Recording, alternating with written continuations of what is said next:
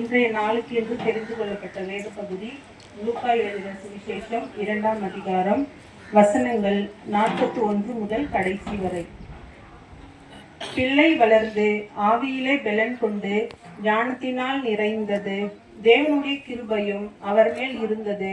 அவருடைய தாய் தகப்பன்மார் வருஷந்தோறும் பஸ்கா பண்டிகையில் எருசலேமுக்கு போவார்கள்.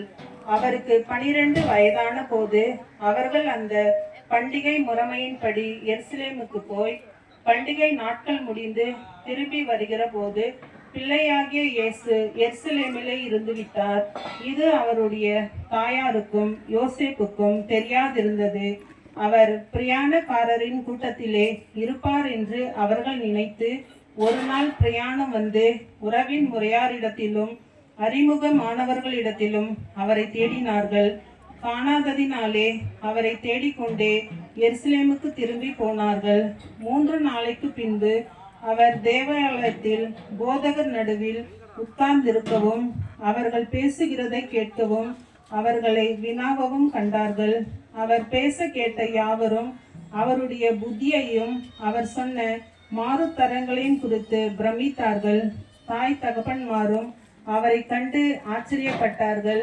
அப்பொழுது அவருடைய தாயார் அவரை நோக்கி, மகனே, ஏன் எங்களுக்கு இப்படி செய்தாய்? இதோ உன் தகப்பனும் நானும் விசாரத்தோடே உன்னை தேடினோமே என்றாள். அதற்கு அவர், நீங்கள் ஏன் என்னை தேடினீர்கள்? என் பிதாவுக்கு அடுத்தவைகளில் நான் இருக்க வேண்டியதென்று அறியீர்களா என்றார். தங்களுக்கு அவர் சொன்ன வார்த்தையை அவர்கள் உணர்ந்து கொள்ளவில்லை. பின்பு அவர் அவர்களுடனே கூட போய் நாசரேத்தூரில் சேர்ந்து அவர்களுக்கு கீழ்ப்படிந்திருந்தார். அவருடைய தாயார் இந்த சங்கதிகளை எல்லாம் தன் இருதயத்திலே வைத்து கொண்டாள். இயேசுவானவர் ஞானத்திலும் வளர்த்தியிலும் தேவ கிருபையிலும் மனுஷர் தயவிலும் அதிகமாய் விருத்தியடைந்தார். ஆமென்.